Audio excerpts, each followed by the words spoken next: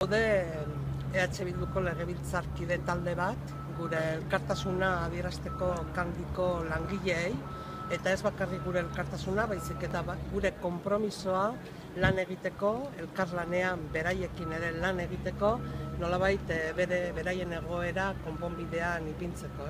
Iruditzen zaigu Jaurlaritzaren aldetik eramaten ari den politika ez dela egokia, krisia hasi zenetik industria enpresen laurdena 25% ixten ari dela gure herrian, eta hori onartezina dela guztiz.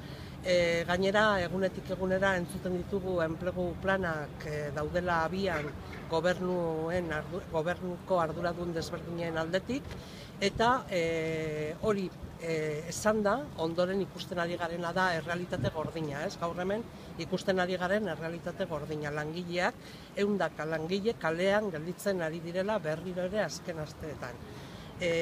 Ostiralean enplegu eztabaida dugu, enpleguaren inguruko eztabaida dugu legebiltzarrean, eta gure aldetik aurkeztu behar ditugu proposamen desberdinak egoera hauei aurre egingo diotenak.